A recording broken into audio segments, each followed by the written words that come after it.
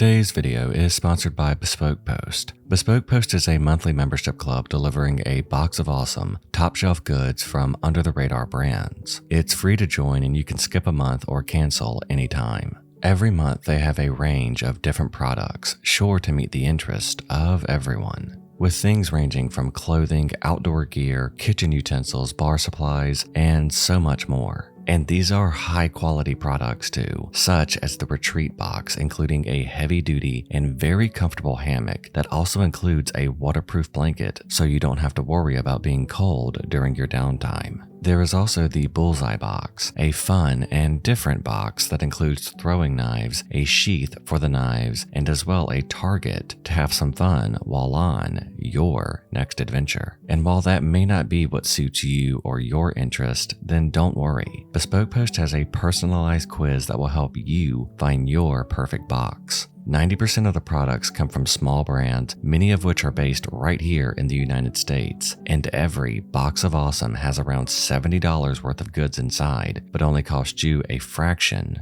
of the value. Bespoke Post also gives you the option to skip a box, regardless of the situation. To get 20% off your first box of awesome, click the link in the description and enter cadaver at checkout, or go to bespokepost.com/cadaver. Once again, use the link in the description below to get 20% off your first box of awesome today.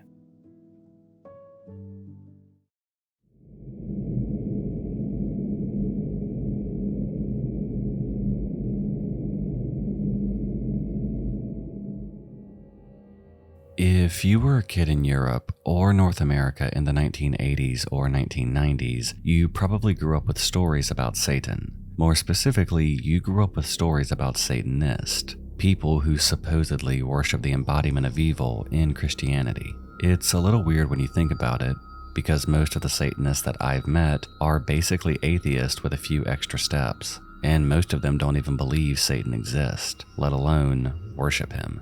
But that didn't stop people from spreading all kinds of wild rumors about secret satanic cults, abusing children, sacrificing cats, or controlling people's minds through heavy metal music. By 1994, there had been more than 12,000 accusations of satanic ritual abuse in the United States alone, and no real evidence for any of it, at least not for the Satan part. But as I said, that's just in the United States. And if you look hard enough, even the strangest stories can turn out to be at least a little bit true. And if you look hard enough, you'll find the beast of Satan.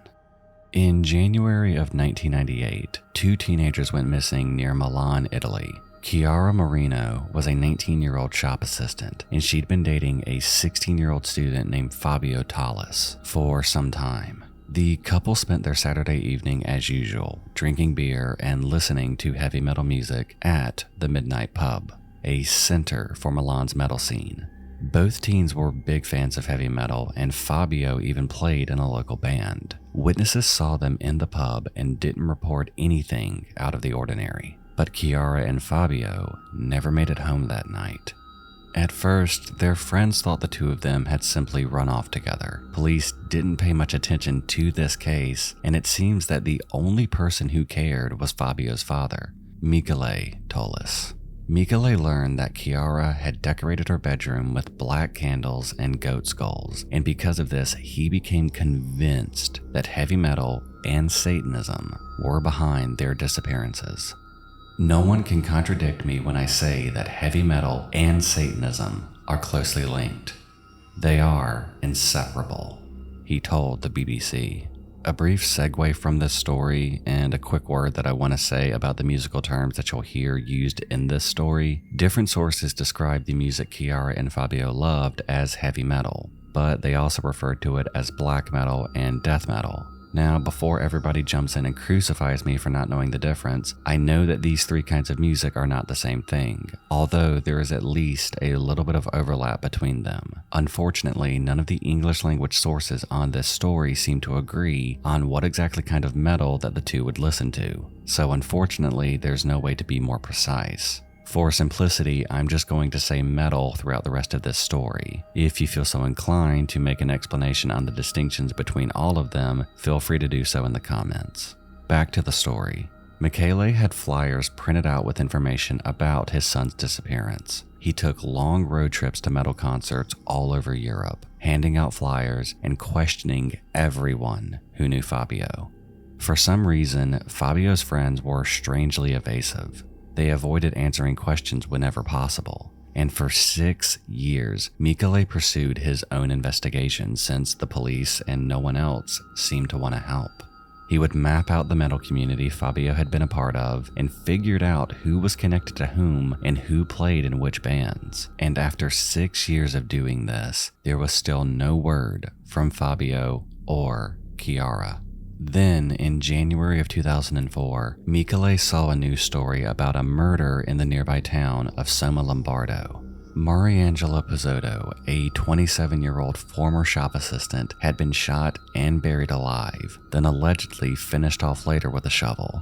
Her ex-boyfriend, Andrea Volpe, confessed to police that he and his current girlfriend, Elisabetta Ballerini, had lured Mariangela to a remote chalet owned by Elisabetta's parents, where Volpe and Elisabetta got blasted out of their mind on drugs and alcohol. Volpe claimed that he had invited Mariangela over for a friendly dinner, but he also said that he had already decided to kill her before she even arrived. The two got into a nasty fight and Volpe shot Mariangela. At some point, Volpe realized that Mariangela wasn't actually dead, so he called his friend Nicola Sapone to help him finish the job.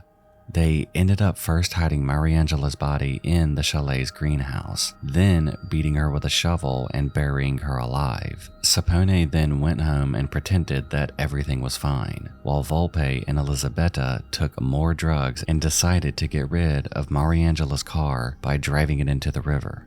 Unfortunately, driving while high is always a bad idea, and the two ended up getting into a car crash. After which they were arrested, and Volpe confessed to one of the most incompetent murders in Italian history. Michele heard about all of this on the news, and the name Andrea Volpe lit up his brain like a Christmas tree. All of those years of trekking from metal concert to metal concert had enabled him to build a map of the complicated relationships in the metal community. And this one wasn't even that complicated. Andrea Volpe had played in a band with Fabio Tollis. Michele reported his suspicions to police, who questioned Volpe about the 1998 disappearances. And surprisingly, Volpe confessed to those two murders as well. In fact, he said that he'd actually killed Mariangela because she knew too much about the deaths of both Fabio and Chiara. And this, amazingly enough, is where the story gets really dark. According to Volpe, he was a part of a small satanic cult called the Beast of Satan, led by Nicola Sapone. Along with Sapone and another young man named Mario Macchioni, Volpe lured Fabio and Chiara into a wooded area, where they were stabbed to death and possibly beaten with a hammer in some kind of human sacrifice ritual. Volpe said he buried the two teenagers in a large pit in the woods and then danced on their grave, laughing and screaming, "Now you are both zombies. Try to get out of this hole if you dare." After this confession, Volpe led authorities to the bodies of Fabio and Chiara. The trials began in early 2005, with 8 members of the group being accused of involvement in the killings during 2 different trials. Sapone was sentenced to a life sentence in prison, while Volpe was sentenced to 30 years. Another member of the group, Pietro Garriari, was tried alongside Volpe and sentenced to 16 years. Mario Macchioni had also confessed to participating in the killings, but the court decided that his role was secondary and he was cleared. 4 other members of the group were sentenced to between 24 and 26 years for their part in the killings. There were rumors of the group's involvement in 6 other deaths, including at least 1 other band member, but nothing was ever proven and no other trial was ever held. But just because this case was solved, it didn't mean that things simply went back to a sense of peace and normality. The Beast of Satan case set off a moral panic in Italy. The Catholic Church actually provided special classes for priests who wanted to learn about black magic and become certified to perform exorcisms. A private research institution claimed that there were at least 650 satanic organizations operating in Italy, mostly in the area around Milan. The Italian police announced that they would be forming a new unit dedicated to dealing with new religious movements, especially Satanist. At least one priest called for a ban on metal music altogether. And while this may seem like an overreaction to a murder case that's effectively a cross between Rob Zombie and the Looney Tunes, for what it's worth, a 2012 paper presented to the American Academy of Forensic Scientists seemed to sum it up best. In the following years, any violent event affecting a young person was inevitably attributed to the public mind to the activities of this sect. In actuality, the activities were much less occult than was commonly imagined, as demonstrated by the investigations that easily identified these criminals as 9 young factory workers with no criminal record. They weren't these big, bad, evil masterminds that the public made it out to be. The assessment revealed that all of the young men had a fragile, immature personality, a very low level of education, and were socially disadvantaged. They built up a crude practice and they called it Satanism. That, for them at least, was an exciting escape from their humdrum reality. They simply carried out improbable rites with a liberal use of satanic words and rites that they knew nothing about. In other words, the beast of Satan tried to portray themselves as literal walking evil who controlled society by fear. But in reality, they were simply teenagers who had a chip on their shoulder, who, while intoxicated, believed themselves to be untouchable. The scary thing wasn't that they listened to heavy metal, wore black, or had piercings. The reason they were scary is because they were angry and stupid. And that is one of the most dangerous combinations that you can have.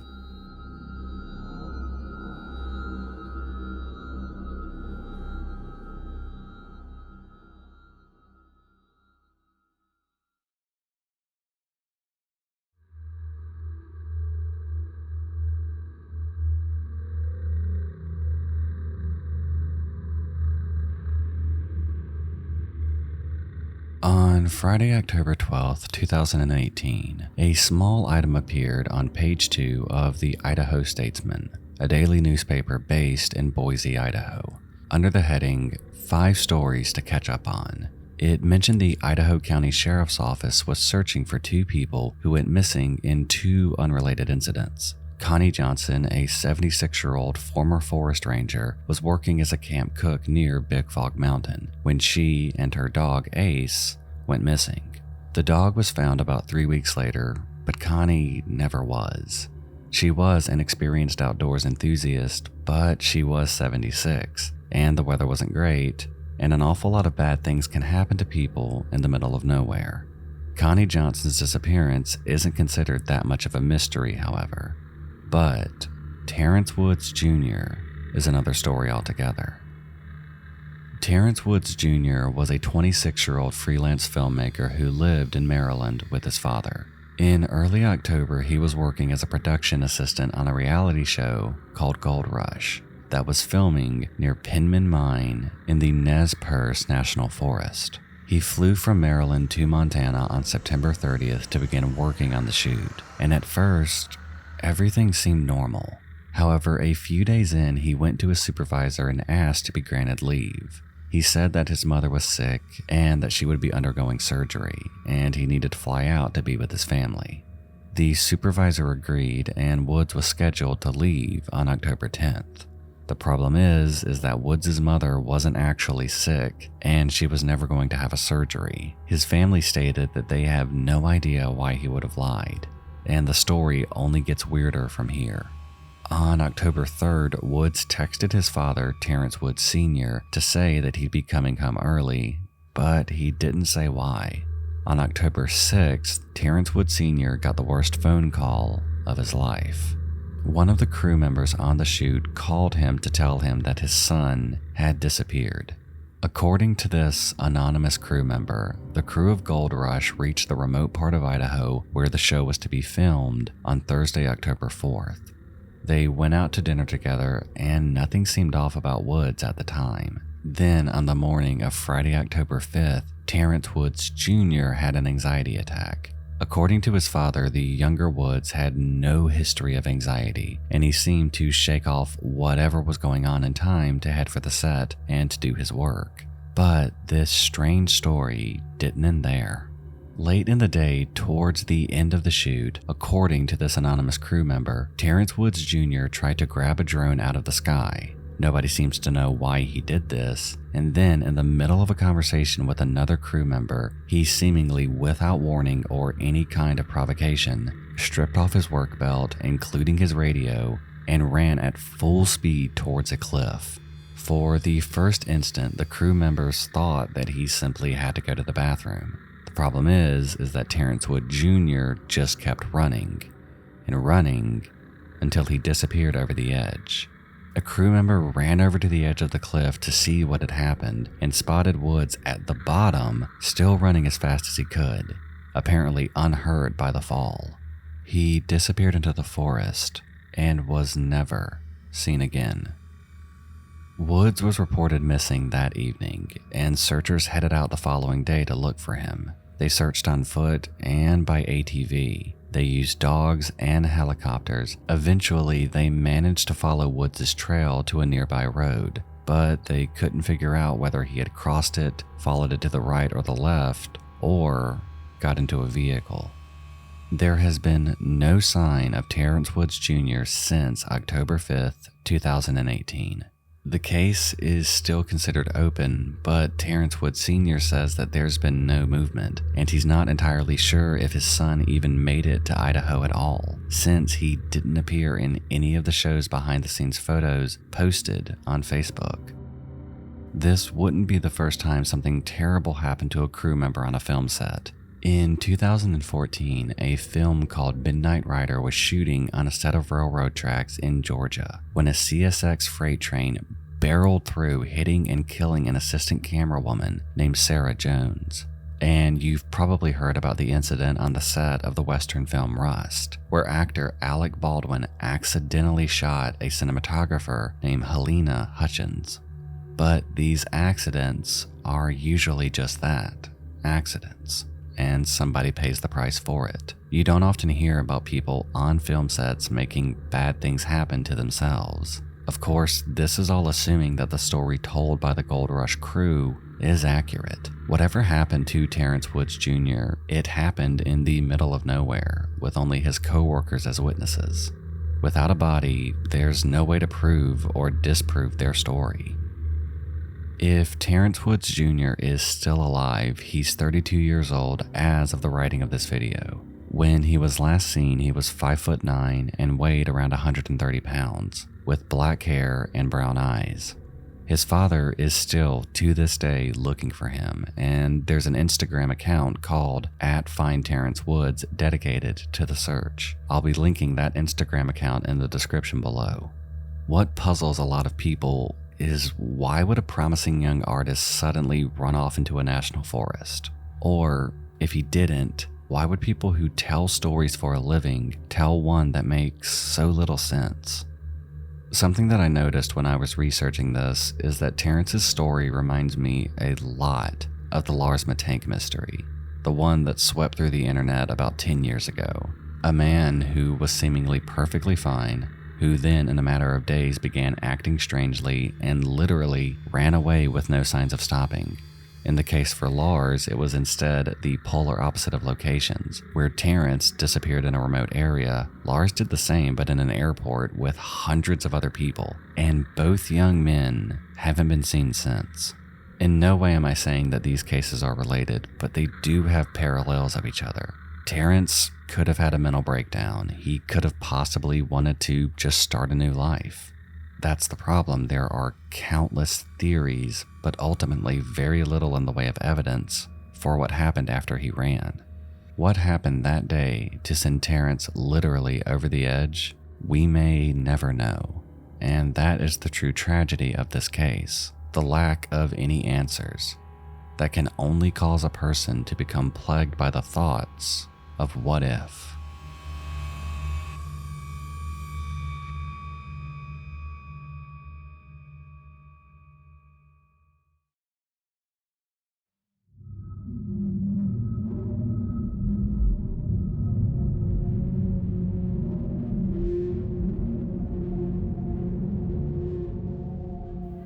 The other day when I was researching some topics online for this video, I came across a morbid yet surprising fact. The day a child is born is the most dangerous day of its life. In the United States, a baby is 10 times more likely to die on its first day on the world as it is on its second. Of course, there are reasons for this. For example, babies born with fatal birth defects tend to die shortly after they enter the world. But it's still a striking number.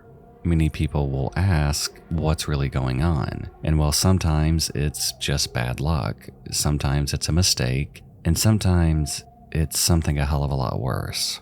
In 2015, the infant mortality rate in the United Kingdom was 3.9 deaths per 1,000 lives. Unless, of course, you were only looking at the Countess of Chester Hospital in Chester, England, near the border between England and Wales. There you would see something entirely different. On June 8, 2015, a pair of newborn fraternal twins, a brother and sister, were resting comfortably in Nursery 1 at the hospital's neonatal unit. They were born prematurely, but after a few days in the unit, they were healthy and strong, with seemingly nothing wrong with them. At around 8 p.m., the nurse in charge of the baby boy called a doctor, saying the boy's health was rapidly deteriorating. Medical staff rushed to save him, but after half an hour of frantic efforts, the boy died. Doctors would later report that the boy, who had been identified as Child A during the later investigation, had developed an unusual blue and white color on his skin. It was a symptom that they hadn't seen before, but they wouldn't have to wait long to see it again. About 28 hours later, the boy's sister, later known as Patient B, also collapsed. The nursery staff managed to resuscitate her, but once again, they noticed the strange blue and white rash. They also noticed something else, something unusual. The parents of the twins had spent the entire day in the nursery with Patient B, keeping watch over her. Only after the parents left to get some rest did Patient B suddenly find herself fighting for her life. Tests performed on Patient B later showed what the Guardian would call loops of gas-filled bowels, a clear sign that Patient B had been injected with air. Someone had tried to kill Patient B, and with Patient A, they had succeeded.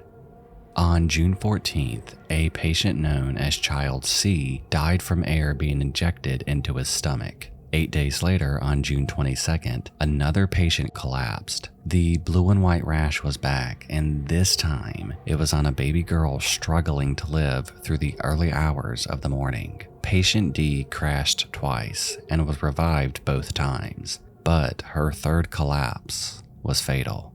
On July 2nd, Dr. Stephen Breary, the head consultant on the neonatal unit, began investigating 3 unusual deaths in June. 3 dead patients in 1 month was way above average. Was someone on the staff incompetent? Was there a malfunction in the hospital's equipment? He began going over the case files for patients A, C, and D, looking for common threads. Aside from the fact that they had all died in the same ward of the hospital, they had one other thing in common: a single nurse who happened to be working the night shift on that ward when each death occurred. No other member of staff was present for all 3 deaths, and no suspicious deaths occurred when this nurse wasn't on shift. Word came down to Allison Kelly, the director of nursing and deputy chief executive of the hospital. The suspect was a 25-year-old neonatal nurse named Lucy Letby. She was the nurse who called the doctor when patient A began collapsing. When the alarm sounded on patient C's monitor, Letby was found standing over him, even though she wasn't the nurse assigned to care for him. And the coincidences do not stop there. On August 4th, Letby entered the unit with milk for a premature twin boy, Child E. The baby's mother walked in shortly afterwards to find Letby fiddling with his feeding tube. He suffered a fatal bleed and later died. The next day, the brothers of patient E and F also went into collapse. He survived, but the test would show extremely high levels of insulin and extremely low C-peptide levels in his bloodstream. Someone had injected insulin into his feeding bag. Patient F hadn't been prescribed insulin, and the hospital's insulin was kept in a locked refrigerator behind the nurse's station. The attacks go on. Patient G was born 15 weeks early and weighed just over a pound when she entered the world. On her 100th day of life, Lucy Letby helped to make a banner celebrating the child's milestone. A few hours later, the patient was vomiting and on the brink of death. It was later found that someone had injected milk and air into her feeding tube on 3 occasions. Patient G survived, but she has cerebral palsy and will be severely disabled for the rest of her life. On October 23rd, patient I died from air once again being injected into the stomach. Lucy Letby sent a sympathy card to the patient's parents on the day of her funeral. By now, Dr. Brewery was beginning to freak out. He ran another staffing review and found that Letby had been present at the scene of even more strange deaths. Another consultant, Dr. Ravi Jayaram, reported his own concerns about Letby's behavior, but he was told not to make a fuss. In February of 2016, a review that Brewery ordered found links amongst 9 unusual deaths starting the previous June. Letby was connected to every single one of them, and the connection was reported up the chain to the hospital's medical director, Ian Harvey. Brewery requested an urgent meeting with Harvey, but the meeting would not take place for another 3 months. In the meantime, on April 9th, 2016, someone injected insulin into a dextrose bag attached to a patient who had become known as Patient L. Shortly after that, the patient's brother, Patient M, is injected with air once again. Fortunately, both patients survive, but Patient M suffers catastrophic brain damage. On May 11th, Brewery met with Harvey and Kelly to discuss Letby's situation. Brewery was told that all of the evidence against Letby was coincidental, and that the deaths could have been the result of failures in other parts of Britain's National Health Service. Brewery would later say that he felt that his concerns had been dismissed or flat out ignored. On June 3, 2016, Patient N is an infant newborn with hemophilia, a medical condition that prevents blood from clotting normally and can easily lead from sufferers with this to bleed to death. He was found bleeding from trauma to his throat, consistent with someone shoving a nasogastric tube too hard. Fortunately, Patient N survived. In the middle of June, Lucy Letby went on vacation to the island of Ibiza in the Mediterranean. She returned from vacation on June 22nd, and on June 23rd, a triplet known as Patient O collapsed unexpectedly. Medical reports indicated that Patient O had been a healthy baby until his surprising death, and in fact, he'd been scheduled to go home later that day. Post-mortem x-rays found unusually high amounts of gas inside of his body, suggesting that someone had injected air into his feeding tube. 13 minutes after Patient O died, Lucy Letby found herself feeding milk to Patient O's brother, Patient P. Air somehow made its way into Patient P's stomach, shattering his diaphragm. Doctors believed that he would make a full recovery, but as they were prepping him for transport to another hospital, Letby was heard to remark, "He's not leaving care alive, is he?" That night, Brewery phoned the hospital's duty executive, Karen Rees, to demand that Letby be pulled off of the unit.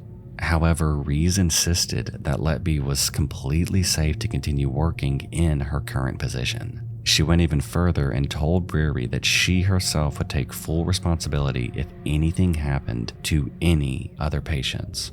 In late 2016, Lucy Letby was removed from the neonatal unit and put into a clerical role at the hospital. Another consultant, Dr. John Gibbs, would later say that he and other doctors were also demanding that Letby be removed, and Gibbs stated that Letby shouldn't be allowed into the unit unless CCTV cameras were installed in every room. Letby worked in this clerical position for 2 years. And surprisingly, the suspicious deaths of all of these patients completely stopped. On July 3rd, 2018, Lucy Letby was arrested by the Cheshire Police on suspicion of 8 counts of murder and 6 counts of attempted murder. By the time her trial began in October of 2022, she would plead not guilty to the 7 murder counts and the 15 attempted. The victims in this case would be identified by letters from patient A to patient Q. The public evidence against Lucy Letby was striking, but so far it was nothing that couldn't be explained by a run of bad luck. Though admittedly, that is a lot of bad luck for one nurse. And it left a lot of questions unanswered, including the biggest one that comes up in every case like this. Why? Lucy Letby was not the first medical professional to be accused of killing patients under her care. She wasn't even the first in the UK. It's well known that in the year 2000, the English doctor Harold Shipman was convicted of killing 15 of his patients, but he was suspected of killing as many as 250 of them, making him perhaps one of the most prolific serial killers in modern history. He was referred to as Dr. Death in the British press, and his case led to changes in the way NHS doctors are allowed to prescribe pain medication, and in the way people are interviewed while they are organizing funerals for their loved ones. In 2015, a nurse named Victoriano Chua was convicted of 2 counts of murder and 31 other counts, including grievous bodily harm and attempted poisoning. He had been injecting insulin into the saline bags of patients. And then there's the case that's most often compared to Lucy Letby's, Beverly Allett. Beverly Allett was an English nurse who, over a period of 2 months in the early spring of 1991, attacked 13 children in the children's ward at Grantham and Kestouven Hospital in Lincolnshire. 4 of her victims died, and her weapon of choice? Insulin and injections of air. At least one retired investigator told a documentary crew that the charges against Lucy Letby were so similar to Beverly Allett's case that they might have been a case of a copycat.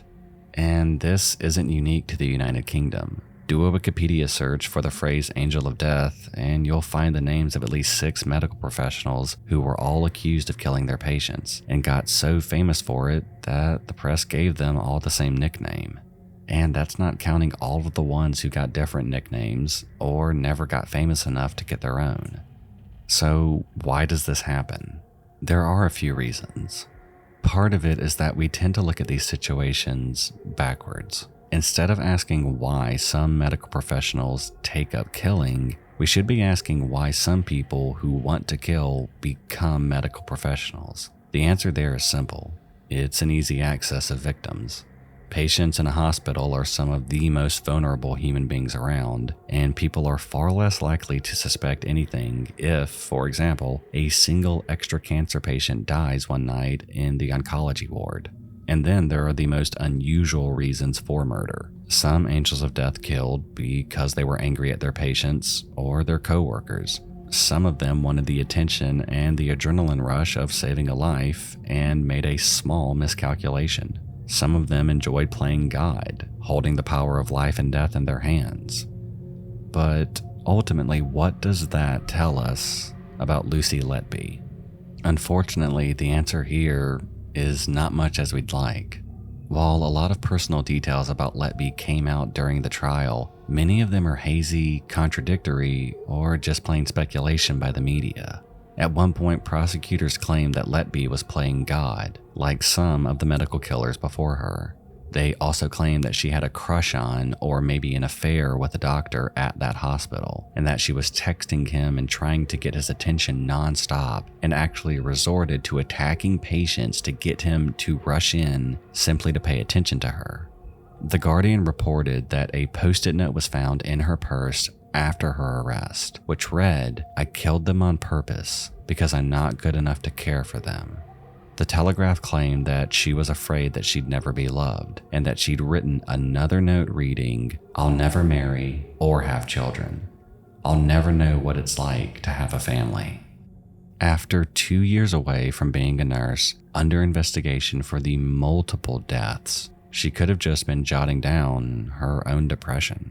In August of 2023, Lucy Letby was convicted of 7 counts of murder. She had started an appeal, but as of the writing of this video, it's still making its way through the courts. Several of her friends and family members still maintain her innocence, and she's become a popular subject for internet sleuths trying to disprove her conviction. She was sentenced to life imprisonment, the harshest sentence available under British law. She refused to attend her sentencing hearing, so the victim impact statements were read out to an empty chair. If everything about Lucy Letby is true, then the scary thing is that would make her one of the most prolific serial killers of children in British history.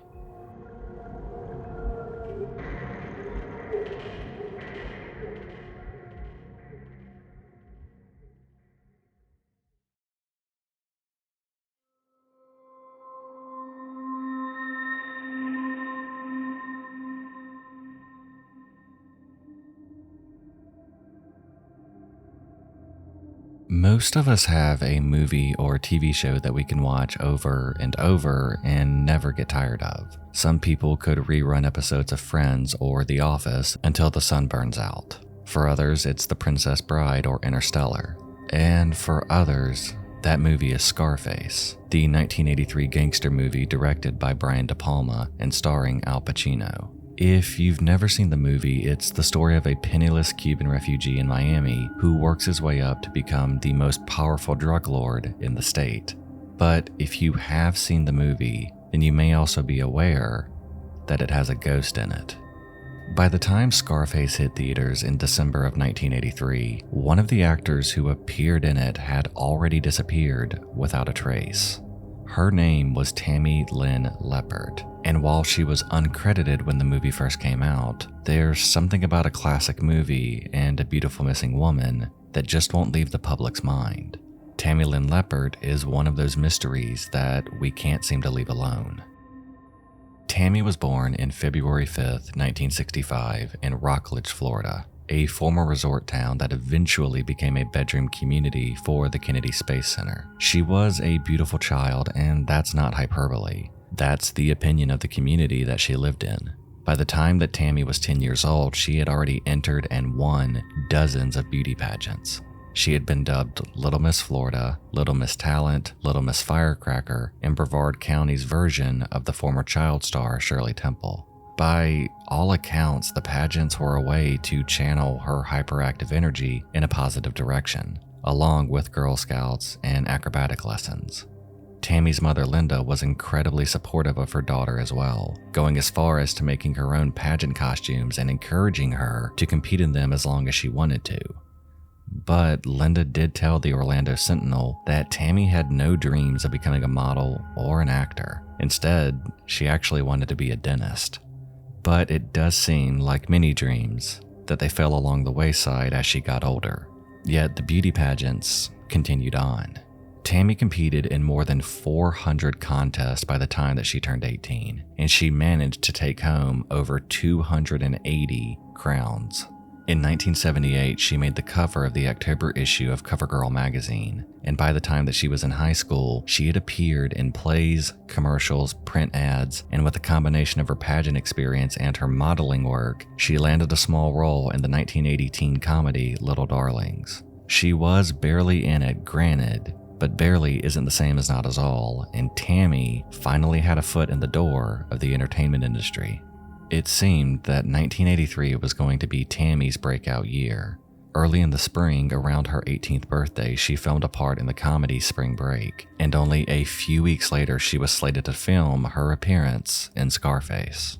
The Spring Break role was again minuscule. She played an uncredited participant in a boxing match, and there are rumors that her legs, hips, and torso are on the movie poster of Spring Break, though there is no way to confirm this.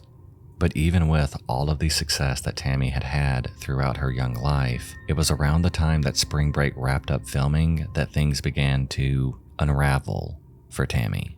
According to Linda Leppert, Tammy went to a weekend party alone shortly after Spring Break finished filming, and she came back a different person. She was noticeably quieter, and over the next 2 weeks, she became increasingly paranoid. She asked her mother, "What would you say if I told you that somebody's trying to kill me?" When her mother asked her if that was actually what was going on, Tammy said yes. Tammy, shortly after this, began isolating herself, withdrawing into her own inner world. She did accept the role in Scarface, though, and traveled to Miami in March of 1983. While in Miami, Tammy stayed with a family friend named Walter Leibowitz, who would later describe even stranger behavior than before. Tammy's only in 2 shots of Scarface.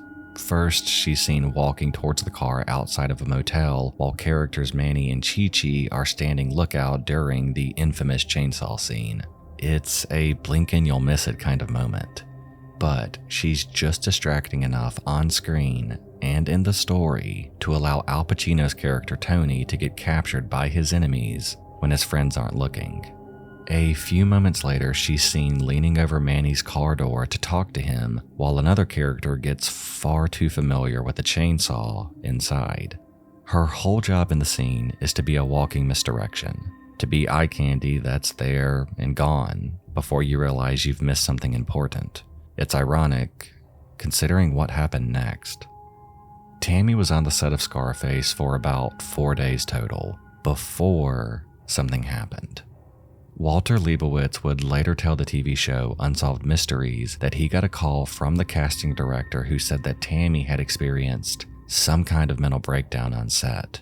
She was in a scene where another character was shot and fake blood splurted out of them. According to this casting director, when Tammy saw the fake blood, she began screaming hysterically. She had to actually be escorted to a trailer to calm down, and it was apparently so traumatizing to Tammy that she ended up quitting the film altogether. In the final cut, she doesn't appear in any of the many scenes that involved guns or the fake blood. Because of this and her bizarre behavior leading up to the film, Linda insisted that Tammy talk to the local sheriff. But as far as anyone can determine, Tammy told nobody about her persistent fear that someone was trying to kill her. She went back home and her paranoia began to spiral even more. She became convinced that someone was trying to poison her. On July 1st, 1983, Tammy smashed a number of windows in her home and actually attacked a family friend. Linda checked her into a mental health facility for observation and evaluation, but there were no reported evidence of drug or alcohol abuse, and nothing external that would explain what was going on inside of her. And after 72 hours, she was released.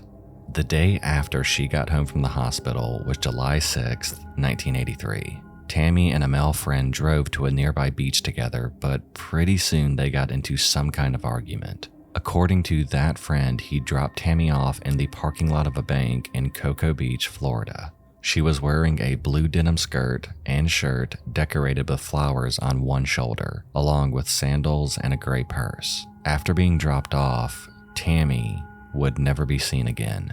Tammy was somewhere between 5 foot and 5'5", and accounts vary on her weight, fluctuating between 105 and 115 pounds, and she had blonde hair and hazel eyes. Her family tried to report her missing, but because Tammy was an adult at the time she vanished, they weren't allowed to file the report until July 11th, and unfortunately by then, the trail was pretty much cold. From here, Tammy's story becomes a lot harder to track. Everyone seems to have a theory about what happened to her, and there is precious little evidence to support any of it. The friend who last saw Tammy is obviously a suspect in her disappearance, but he hasn't been identified anywhere that I could find, and police do not appear to consider him to even be a suspect. Even though a webpage archived in 2009, supposedly written by her sister, claims that Tammy was afraid of him. The Doe Network page on her disappearance states that she might have been 3 months pregnant when she vanished, but it doesn't provide a source for that claim. If she was pregnant, that could be a big explanation for her disappearance. Maybe whoever got her pregnant also was responsible for her vanishing. Linda has claimed on at least one occasion that Tammy was targeted for her knowledge of the local drug scene in the Brevard County area. But there's no publicly available evidence that Tammy had anything to do with the drug scene other than appearing briefly in a movie about it. Then there's the woman who called Cocoa Beach police detective Harold Lewis 2 weeks after the disappearance, claiming that Tammy was alive and that she was going to school to become a nurse and would contact her family when the time was right. But no calls ever came. And truthfully, it wouldn't be the first time that someone lied to the police. And with those theories unable to be proven, another avenue emerged that many think could be the answer on what happened to Tammy. The particular avenue that I am talking about are the serial killer theories. Some online sleuths have tried to connect Tammy's disappearance to Christopher Bernard Wilder, an Australian-American serial killer who kidnapped at least 12 women and killed 8 of them in early 1984. He died in a shootout with police on April 13, 1984, which conveniently makes it impossible for anyone to question him about Tammy's case. He moved to the United States in 1969 and lived in the Bonton Beach, Florida area, where 2 women would identify him as the man who abducted and attempted to sexually assault them. He seems to have been in Florida at the time Tammy vanished, and his usual method of picking up victims was offering them some kind of modeling work in order to get them alone. Of course, by this point, Tammy was an experienced model by 1983 and wouldn't have needed to get into a strange man's vehicle to get work. But then again, stranger things have happened.